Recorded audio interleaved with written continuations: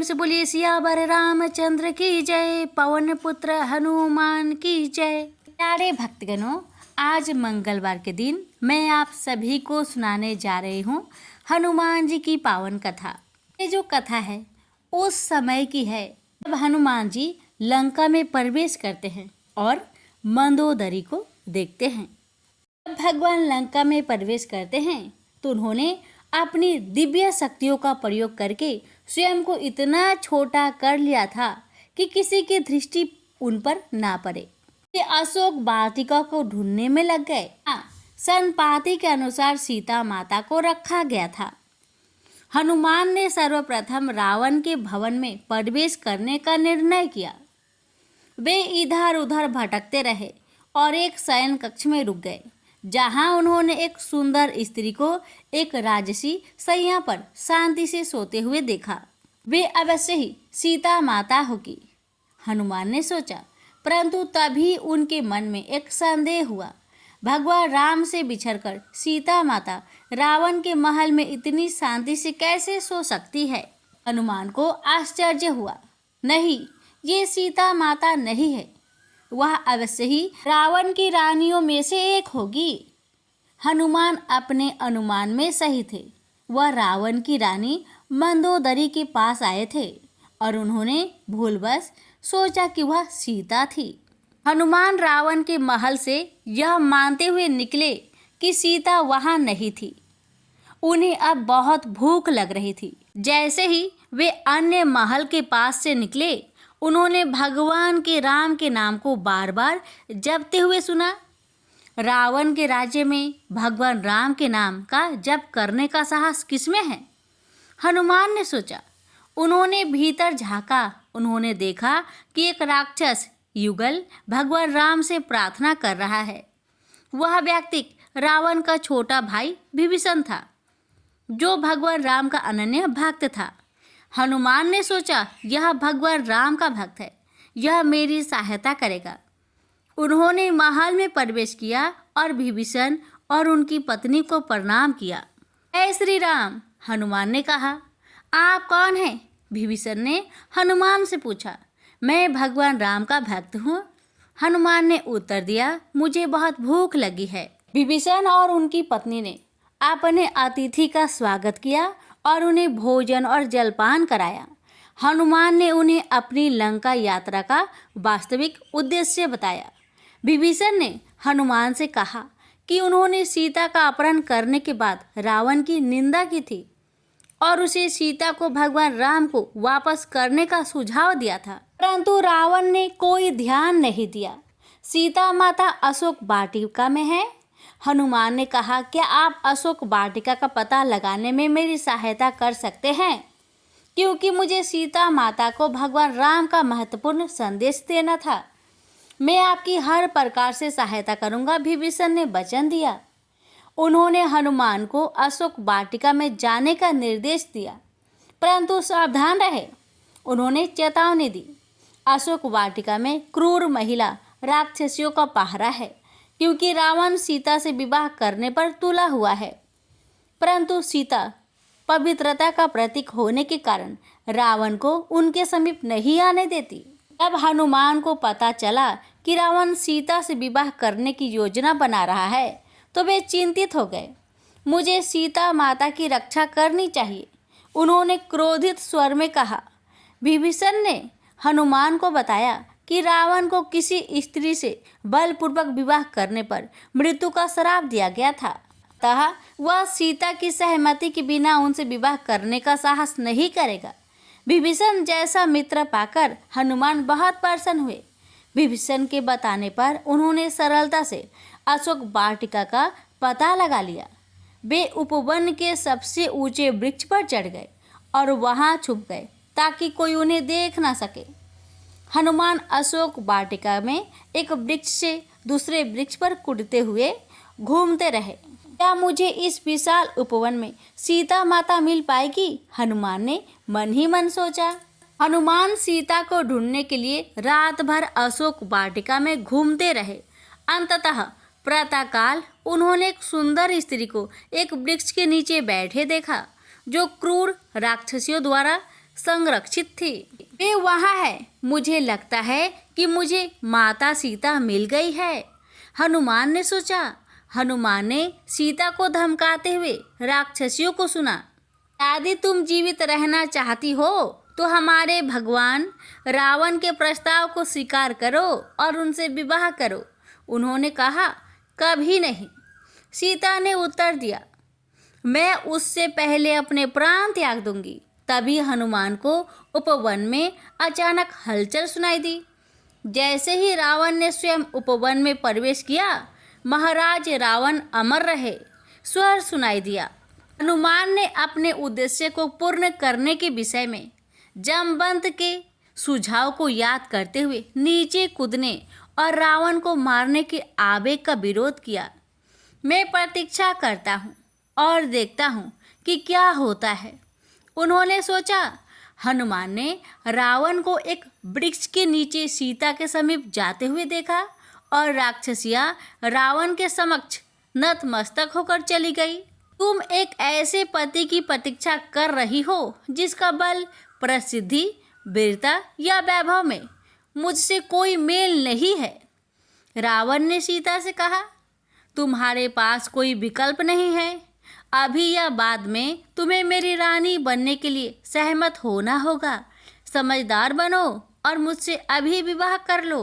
उस पर बैठे हनुमान सुन रहे थे कि रावण सीता से विवाह करने के लिए कह रहा है।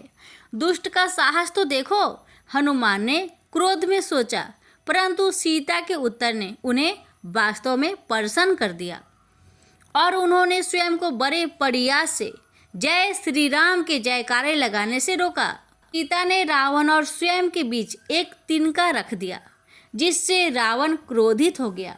वह जानता था कि यदि वह श्राप के कारण उस तिनके को लांघ गया तो उसकी मृत्यु हो जाएगी।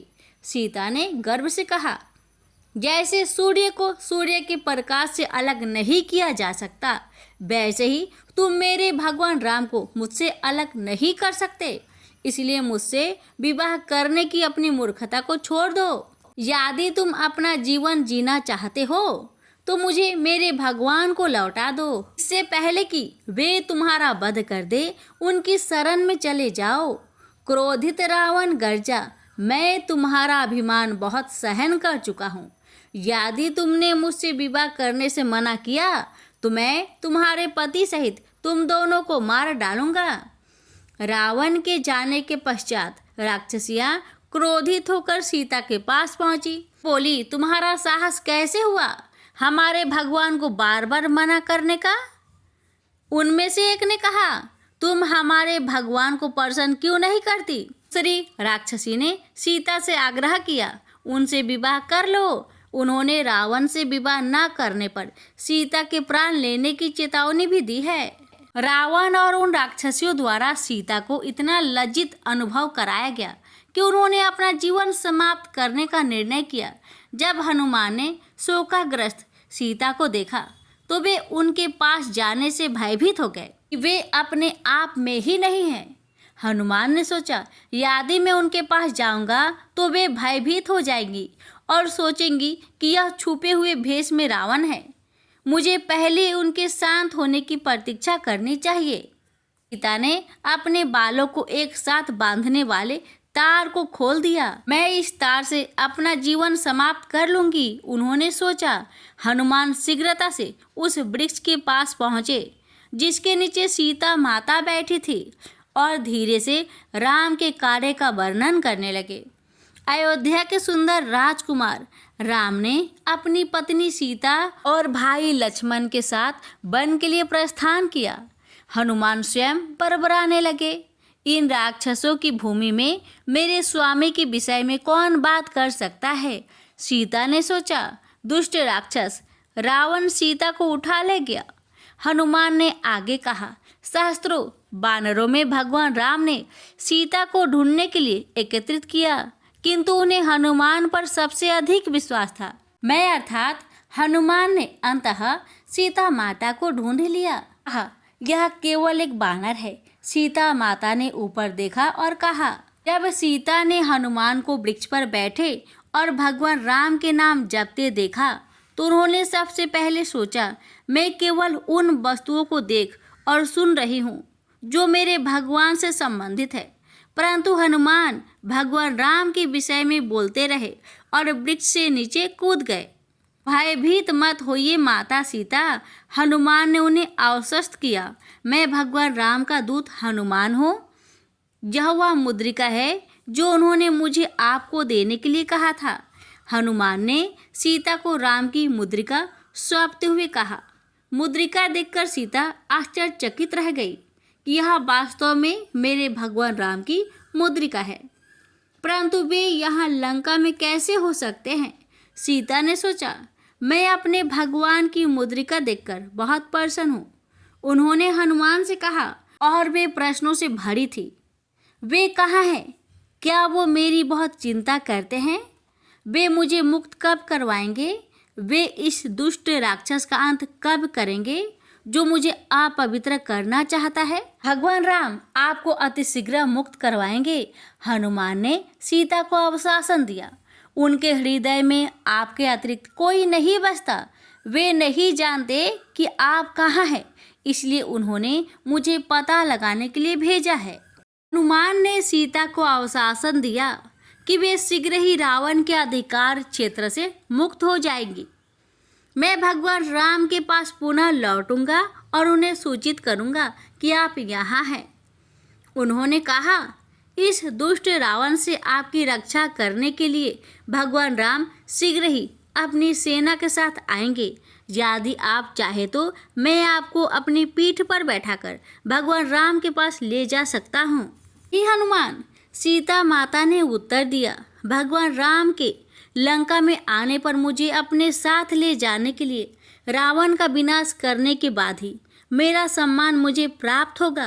कृपया यह संदेश उन तक पहुंचा दीजिए। हनुमान ने आदर पूर्वक प्रणाम किया। सीता ने एक आभूषण हनुमान को सौंप दिया, जिससे उन्होंने अपने वस्त्रों में छुपा कर रखा था। यह मेरे स्वामी को दे देना। उन्होंने कहा, मैं आपको वचन देता हूँ कि भगवान राम शीघ्र ही यहाँ आएंगे।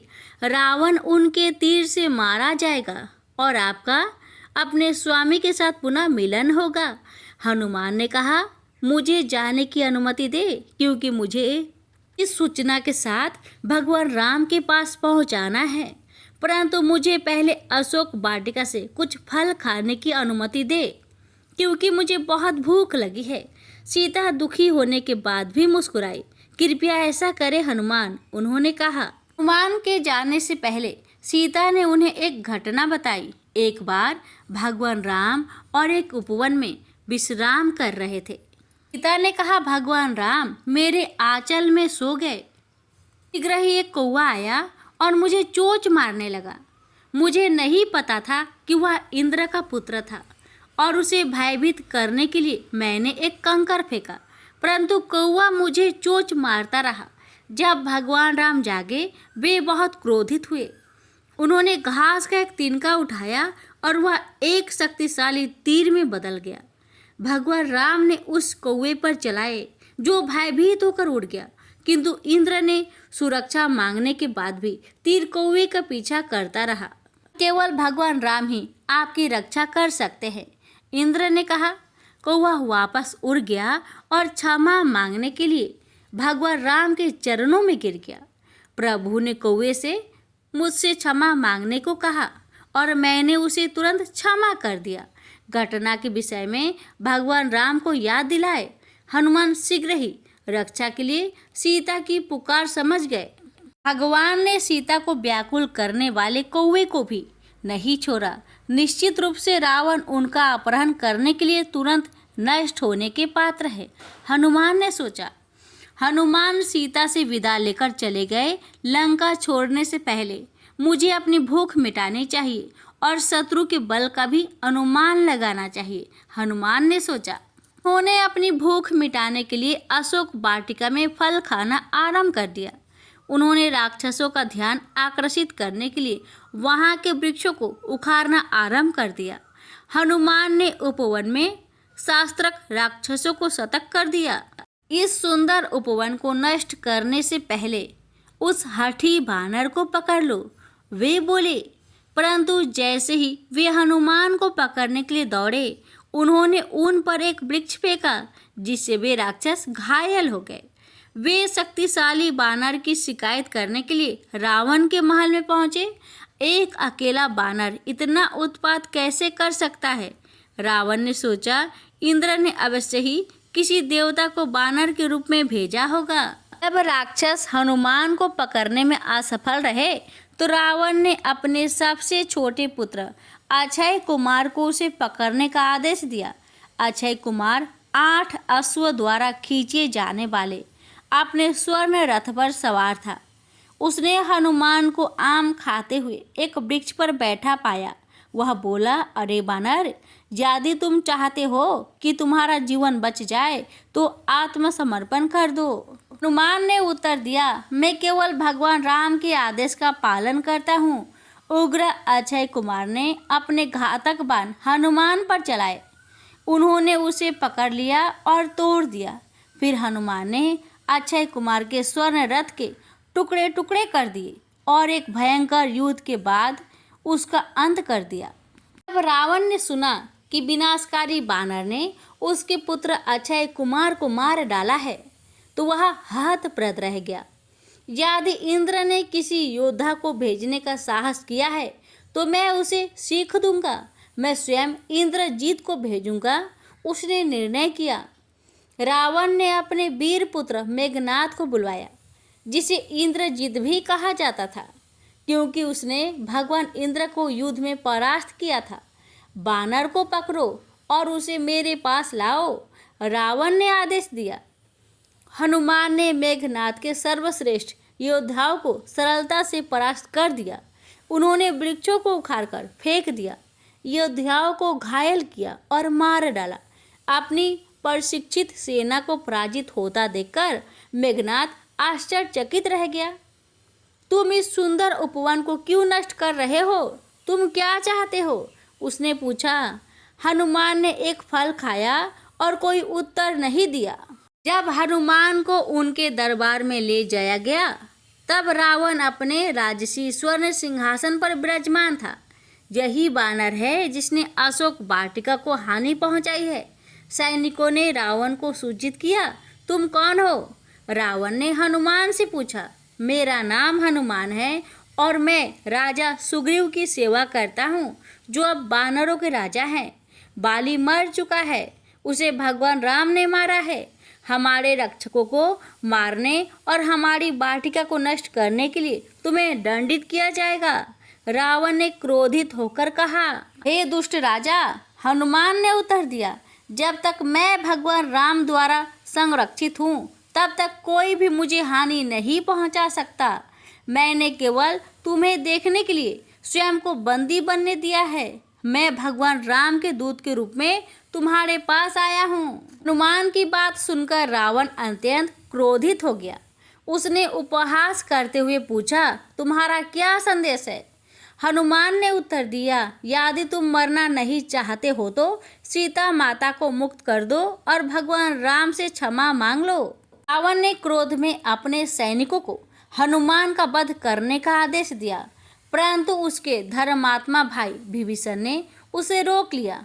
एक दूत को राजकीय रीति के अनुसार मृत्युदंड नहीं दिया जा सकता है। रावण यह जानता था कि विभीषण सही है। एक राजा एक राजकीय दूत के प्राण नहीं ले सकता, परंतु हनुमान ने उसे चुनौती दी थी और उसके पुत्र अक्षय कुमार का वध भी कर दिया था। रावण हनुमान को सीख सिखाना तथा सबको संदेश देना चाहता था कि जो कोई भी उसका विरोध करता है वह नष्ट हो जाता है। रावण ने अपने सैनिकों को आदेश दिया, मैं इसे मृत्यु दंड नहीं दूंगा, परंतु उसे उसके अपराध के लिए दंडित अवश्य किया जाएगा। उसकी पूंछ के चारों ओर तेल से लथपथ वस्त्र के टुकड़े बांध दो और उसमें अग्नि प्रज्वलित कर दो। हनुमान के मुस्कुराने पर रावण के सैनिक ने हनुमान की पूंछ के चारों ओर तेल से लथपथ वस्त्र के टुकड़े बांध दिए। हनुमान अपनी पूंछ को बढ़ाते रहे और शीघ्र ही सैनिकों के वस्त्र समाप्त हो गई। उसकी पूंछ में आग लगा दो और उसे नगर के चारों ओर घुमाओ कि वह सबको दिखा सके कि मेरे विरुद्ध बोलने वाले का क्या परिणाम होता है। रावण जोर से हंसा। उनकी पूंछ में आग लगाकर हनुमान का लंका के मार्ग के मध्य जुलूस निकला। तमाशा देखकर सभी हंस पड़े। जैसे ही शोभा यात्रा नगर के द्वार पर पहुंची, हनुमान ने लघु रूप धारण किया और अपने आप को रस्सियों से मुक्त किया। जैसे ही उनके शरीर से रस्सियां गिरी, हनुमान ने विशाल रूप धारण कर लिया। देखो बानर स्वतंत्र हो गया। अस्तबद्ध सैनिकों ने विवशता और भय से कहा।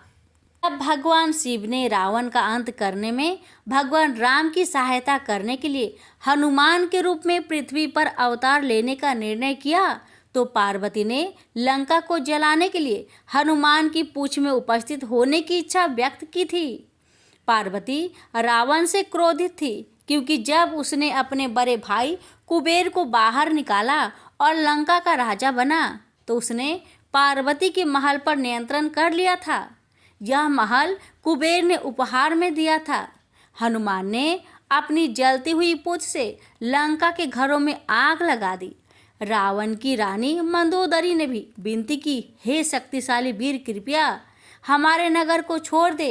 अपने पति से कहे कि वह अपने पापों के लिए पश्चाताप करे, सीता माता को स्वतंत्र करे और भगवान राम से क्षमा मांगे। हनुमान ने क्रोध में कहा। शीघ्र ही लंका का अधिकांश भाग राख में बदल गया।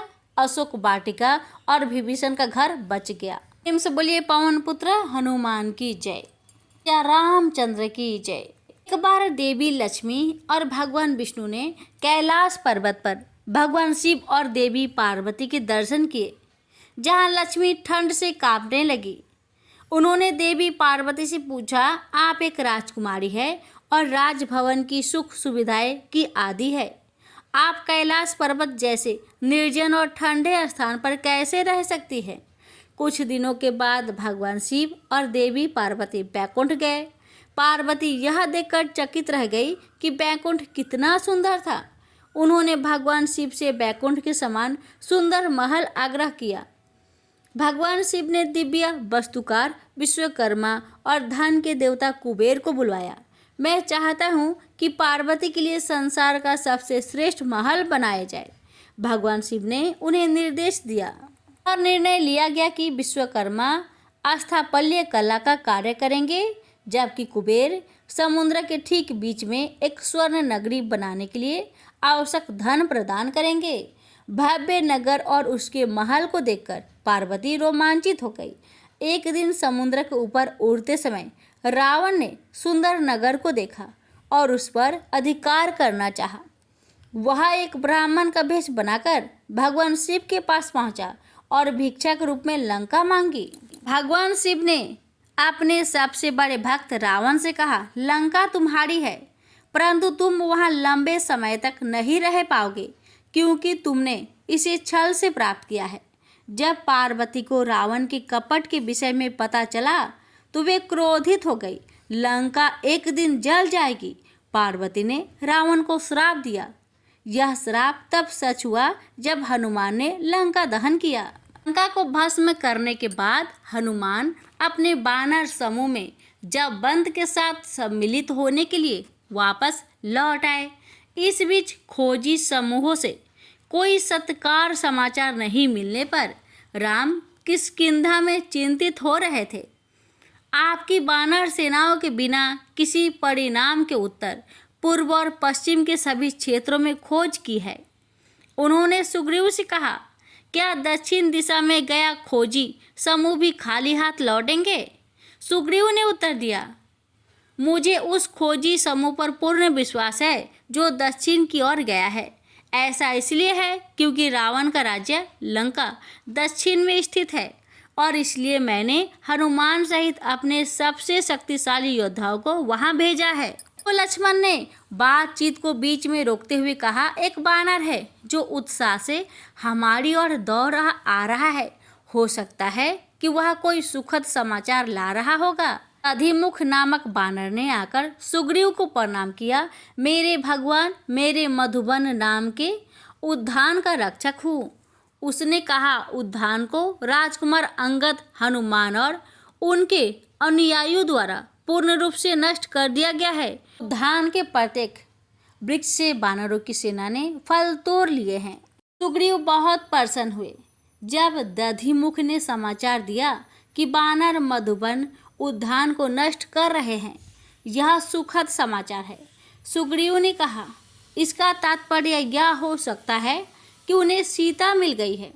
हनुमान और अंगद ने वानरों को फल और शहद खिलाकर इस उत्साह के अवसर को मानने की अनुमति दे दी होगी। सुग्रीव ने दधिमुख को आदेश दिया, मेरे विजयी वानरों को आनंद लेने दो, क्योंकि उन्होंने यह पुरस्कार अर्जित किया है। परंतु हनुमान से कहो कि वे तुरंत आकर मुझसे मिले। थोड़ी देर बाद हनुमान वहां पहुंचे और सीता का आभूषण राम को सौंप दिया। मेरे प्रभु, मुझे सीता माता मिल गई है, हनुमान ने बताया। यह वह आभूषण है जो उन्होंने मुझे आपको देने के लिए कहा था। राम ने आभूषण लिया और एक भावपूर्ण दृष्टि से उसे देखा। आह लक्ष्मण, उन्होंने कहा, सीता के बिना इस आभूषण को देखने से अधिक कष्टदायक और क्या हो सकता है। हनुमान अपने असंभव को संभव कर दिखाया है। राम ने हनुमान को गले लगाते हुए कहा। हनुमान ने स्वयं राम को उनकी वीरता के विषय में नहीं बताया। अपनी ही प्रशंसा करना उनके स्वभाव के विपरीत था और उन्होंने इस बात की प्रसन्नता थी कि उन्होंने जो ठान लिया था उसे पूरा कर लिया। जमवंत ने राम को हनुमान के कार्य के विषय में बताया।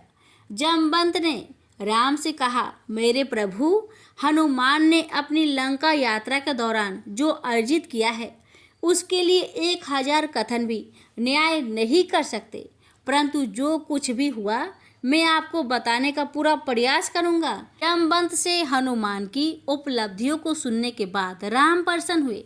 उन्होंने हनुमान को प्रेम पूर्वक गले लगा लिया। हनुमान, आपने मुझे अपनी उपलब्धियों के विषय में क्यों नहीं बताया? राम ने कहा, यदि जमवंत ने मुझे आपके विषय में नहीं बताया होता तो मैं आपके सुंदर साहसिक कार्य को जानने से वंचित रह जाता। मेरे प्रभु, आपका हृदय में स्थान पाना मेरे भक्त के लिए सबसे बड़ा पुरस्कार है।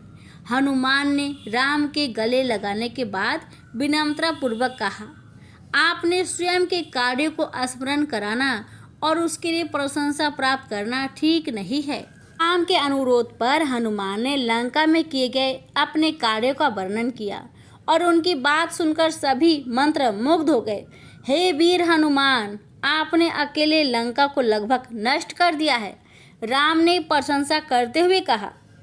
जब हनुमान राम के साथ अकेले थे तो उन्होंने उस स्थिति का वर्णन किया जिसमें सीता को रखा गया था। मेरे प्रभु, सीता माता ने मुझे उन्हें अपने साथ यहाँ ले जाने की अनुमति नहीं दी। हनुमान ने बताया। उन्होंने कहा कि आपके लंका में आने और रावण पर विजय प्राप्त करने के बाद ही उनका सम्मान लौटेगा। राम सोच समझकर लंका जाने और सीता को स्वतंत्र करवाने के लिए तैयार हो गए। हनुमान ने राम से कहा, मैं सुग्रीव से विचार विमर्श करके तुरंत सेना तैयार करूंगा। शीघ्र ही राम, लक्ष्मण, सुग्रीव, हनुमान, अंगद और जमवंत लंका पर आक्रमण करने की अपनी योजनाएं और विचार विमर्श करने के लिए एक बैठक के लिए एकत्रित हुए। राम और लक्ष्मण के पास अपनी स्वयं की सेना नहीं थी, इसलिए वे वानरों और भालुओं की शक्तिशाली सेनाओं पर निर्भर थे। एक विशाल सेना का गठन किया गया जिसमें वानर और भालू सम्मिलित थे। अंगद को वानर सेना का सेनापति नियुक्त किया गया, जबकि यह निश्चित किया गया कि जमवंत युद्ध में भालुओं का नेतृत्व करेंगे। राम और लक्ष्मण, सुग्रीव, हनुमान, अंगद, जमवंत भालुओं और वानरों की विशाल सेना के साथ लंका की लंबी यात्रा के लिए निकल पड़े। अंत में एक लंबी यात्रा के बाद वे वहां पहुंचे। भारत की दक्षिण सिरा, जहां विशाल समुद्र उनके सामने लंका के मध्य खड़ा था। मेरे वीर सैनिकों, राम ने घोषणा की, जब तक हम इस महान महासागर को पार करने और लंका तक पहुंचने का मार्ग नहीं ढूंढ लेते, तब तक हम यहाँ पड़ाव डालेंगे। इस बीच रावण के दरबार में उसकी पत्नी मंदोदरी और भाई विभीषण दोनों ने रावण से सीता को मुक्त करने का अनुरोध किया, परंतु रावण ने मना कर दिया। जब विभीषण ने बार बार प्रार्थना की तो रावण उनसे क्रोधित हो गया और सबके समक्ष उनका अपमान किया। मुझे लंका छोड़ देना चाहिए और भगवान राम की सेना में सम्मिलित हो जाना चाहिए, विभीषण ने निश्चय किया। अधर्म के पक्ष में युद्ध करने से अच्छा सकारात्मक शक्तियों में सम्मिलित होना है। वानर समुद्र के किनारे डेरा डालने में व्यस्त थे। जब उन्होंने देखा 5 राक्षस उनकी ओर उड़कर आ रहे हैं, हम पर राक्षसों का आक्रमण हो रहा है। एक वानर ने कहा, युद्ध के लिए तैयार रहो, परंतु राक्षस शस्त्रहीन थे और हनुमान ने विभीषण को देखा जो उनके प्रमुख थे। रुको! उन्होंने राक्षसों पर आक्रमण करने वाले वानरों को आदेश दिया। हनुमान आदर पूर्वक विभीषण को सुग्रीव और राम के पास ले गए। राम और सुग्रीव के समक्ष पहुंचने के पश्चात विभीषण ने आदर पूर्वक प्रणाम किया और रावण का छोटा भाई विभीषण हूँ। उन्होंने अपना परिचय दिया। मैंने रावण से बार बार सीता को मुक्त करने और उन्हें भगवान राम को लौटाने का आग्रह किया, परंतु उसने सदैव मना किया।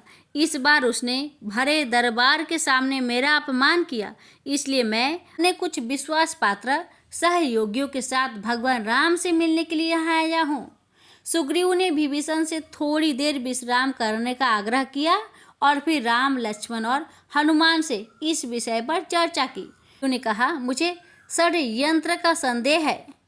मुझे नहीं लगता कि हमें रावण के भाई पर विश्वास करना चाहिए, हमें उसे मार देना चाहिए। नहीं सुग्रीव, राम ने कहा, जो कोई मेरी शरण लेने आएगा वह मुझे पाएगा। मैं लंका में विभीषण से मिला हूँ। हनुमान ने कहा, वे अकेले हैं जिन्होंने वहाँ मेरी सहायता की। उन पर आंखें बंद करके विश्वास किया जा सकता है। रावण की सेना का सैन्य बल और राजनीति का आकलन करने के लिए विभीषण भी हमारे लिए उपयोगी होंगे। जब विभीषण पहुंचे तो राम ने उन्हें गले लगाया और अपनी सेना में सम्मिलित होने का उनका स्वागत किया। हनुमान को इस बात की चिंता थी कि भगवान राम की विशाल सेना समुद्र को पार करके लंका कैसे पहुंचेगी। संभवतः विभीषण के पास समस्या का समाधान होगा। हनुमान ने सोचा और विभीषण को राम के पास ले गए। विभीषण ने राम को सुझाव दिया कि वे समुद्र पार करने और लंका पहुंचने में उनकी सहायता करने के लिए समुद्र के देवता सागर से प्रार्थना करेंगे। राम ने 3 दिनों तक उपवास किया और सागर से प्रार्थना की, हे समुद्र देव, ने प्रार्थना की, कृपया समुद्र पर एक मार्ग बनाकर मेरी सहायता करें ताकि मेरी सेना लंका तक पहुंच सके और मैं सीता को मुक्त करा सकूं। परंतु जब 3 दिन बाद भी सागर ने कोई उत्तर नहीं दिया तो राम का क्रोध भड़क उठा। बोले, हे सागर, आपने मेरे धैर्य को मेरी दुर्बलता समझकर भूल किया है। राम ने गरज कर कहा और समुद्र पर निशान लगाने के लिए अपना धनुष बाण उठाया। मैं अपने बाणों से समुद्र के जल को सुखा दूंगा ताकि मेरी सेना पैदल ही लंका के लिए समुद्र को पार कर सके। यह देखकर कि राम निश्चित रूप से उनका विनाश करेंगे, सागर तुरंत समुद्र में प्रकट हुए। मुझे क्षमा करे भगवान, मुझे क्षमा करे, उन्होंने राम को प्रणाम करते हुए कहा। जब राम ने समुद्र को नष्ट करने की चेतावनी दी, सागर प्रकट हुए और राम को प्रणाम किया और कहे, हे राम, लंका तक पहुंचने के लिए मेरी जल पर एक सेतु का निर्माण करें। मैं उस सेतु को धारण करने का वचन देता हूँ। सागर ने कहा। राम ने सुग्रीव और हनुमान से चर्चा की। हनुमान को अचानक वानर भाइयों नल और नील का स्मरण हुआ। उन्होंने राम से कहा, हम नल और नील की सहायता से सरलता से एक सेतु बना सकते हैं जो निर्माण के विशेषज्ञ है, परंतु 2 वानर इतना बड़ा सेतु कैसे बना सकते हैं? राम ने संदेह से पूछा। हनुमान ने कहा, हम सभी उनकी देखरेख में सेतु का निर्माण करेंगे। नल और नील बचपन में बहुत नटखट थे।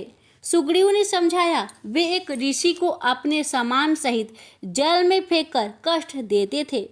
अंत में ऋषि ने भाइयों को श्राप दिया कि वे जो कुछ भी जल में फेंकेंगे वह डूबने के स्थान पर तैर जाएगा। यह श्राप हमारे लिए सेतु बनाने में सहायक होगा। हनुमान ने आगे कहा, हम पत्थर, लकड़ी इत्यादि को भाइयों तक ले जाएंगे, जो उसे तैरता हुआ सेतु बनाने के लिए जल में फेंक देंगे। राम अंत में मुस्कुराए। चलो आरंभ करते हैं, उन्होंने घोषणा की। नल और नील को बुलवाया गया। राम ने उन्हें समुद्र पर सेतु का निर्माण आरंभ करने का आदेश दिया। नल को पुल के निर्माण की देखरेख का कार्य सौंपा गया। विशाल चट्टानों, वृक्षों और शिलाखंडों को लाने के लिए कई दिशाओं में जाओ। नल ने आदेश दिया। वानरों ने स्वयं को कई छोटे समूहों में बांटा और तैयार हो गए। शीघ्र ही वे बड़े बड़े शिलाखंड, पत्थर और वृक्ष लेकर लौट आए। राम और लक्ष्मण वानरों के समर्पण, कठोर परिश्रम और निष्ठा से बहुत प्रसन्न थे। वानरों ने एक बड़ी पंक्ति बनाई और चट्टानों और वृक्षों को पंक्ति के अंत में ले गए, जहां नल और नील खड़े थे, और नील ने चट्टानों और वृक्षों को समुद्र में फेंक दिया, जहां वे तैरते थे। फिर इन्हें समुद्र पर सेतु के आरंभिक भागों के रूप में एक साथ बांधा गया। हनुमान ने विचार किया, इस प्रकार सेतु बनाने में बहुत समय लगेगा। हे श्री राम, हनुमान ने जप किया और विशाल आकार ग्रहण किया। फिर वे बड़े पहाड़ों और चट्टानों के साथ लौटने के लिए उड़ गए। इस कार्य से सभी आश्चर्यचकित रह गए। हनुमान की जय। वानरों ने जय घोष किया। प्रेम से बोलिए पवन पुत्र हनुमान की जय। अब आगे की कथा अगले मंगलवार को श्रवण करेंगे। धन्यवाद।